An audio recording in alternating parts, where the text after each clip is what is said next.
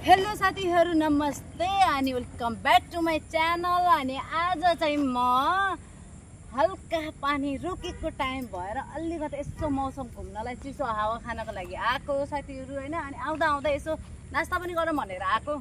अनि त्यसपछि आउँदा आउँदै ठ्याक्क बाटो पर्यो के साथीहरु हैन, बाटो पर्यो। अनि त्यही कारणले गर्दा आइहाले त भिडियो पनि बनाइहालौँ भनेर हैन टक्क आइयो।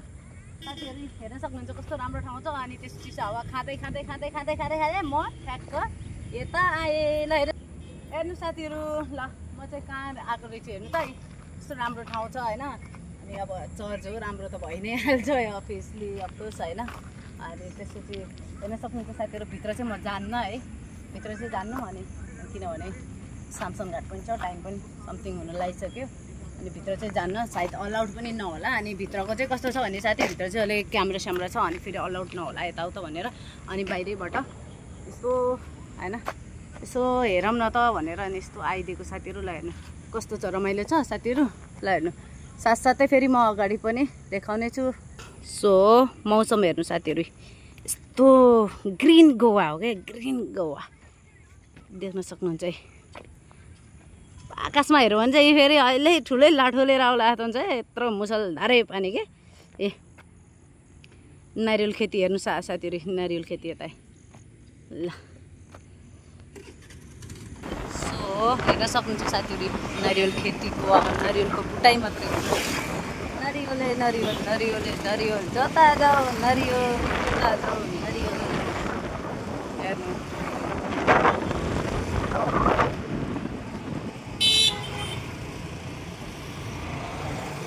देखने वो ग्रीन गोवा इसको कहते हैं।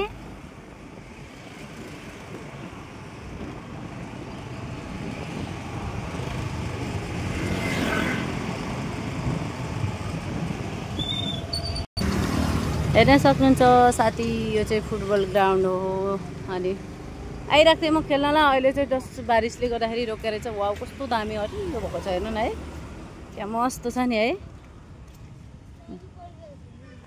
मौसम छ यस्तो, तैपनि नडराइकन टक्क बाहिर घुम्नको लागि आयो साथीहरु। हेर्नु मौसम